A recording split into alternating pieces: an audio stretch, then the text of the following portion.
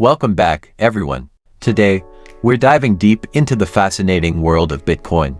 We'll explain exactly how Bitcoin works, why it's become so popular, and most importantly, why governments are starting to take it seriously and even invest in it. Let's get started. First things first, what exactly is Bitcoin? Simply put, Bitcoin is a digital currency, often referred to as cryptocurrency, that allows peer-to-peer transactions over the internet. Unlike traditional currencies issued by governments, Bitcoin is decentralized. That means it's not controlled by a central authority, like a bank or a government. Instead, it operates on a technology called blockchain. Alright, let's break down blockchain because it's the key to understanding how Bitcoin works. Imagine a chain of blocks, each one containing transaction data. These blocks are linked together, forming an unalterable ledger. Every time a transaction is made, it's recorded in a block and then added to the chain. This ledger is distributed across thousands of computers, called nodes, ensuring that no single entity has control over it. This distributed system is what makes Bitcoin so secure. To alter any data on the blockchain, you need to change the information on every single node, impossible to do without the majority of the network agreeing to it. Now, let's look at how Bitcoin transactions actually work.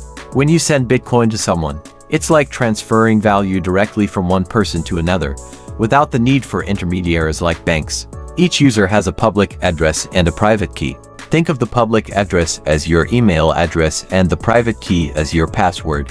The private key is the only way to unlock and authorize transactions from your account. When you make a transaction, it's broadcasted to the Bitcoin network, where miners, the participants who process transactions, validate it by solving complex mathematical puzzles. Once validated, the transaction is added to the blockchain. Miners are rewarded with newly created Bitcoins for this work, which is how new Bitcoins enter circulation. One of the most unique features of Bitcoin is its limited supply. Unlike traditional currencies, which can be printed in unlimited amounts by governments, Bitcoin has a hard cap. Only 21 million Bitcoins will ever exist. This scarcity is one of the reasons why Bitcoin is often referred to as digital gold. As demand for Bitcoin increases, its value may rise because there's a limited amount to go around. Now, let's get to the big question. Why are governments starting to invest in Bitcoin?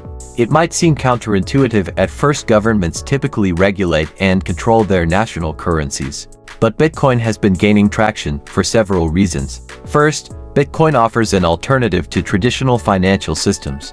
In countries with unstable economies, like Venezuela or Zimbabwe, Bitcoin can serve as a store of value and a way to conduct transactions without relying on a failing national currency. It's not subject to inflation the way fiat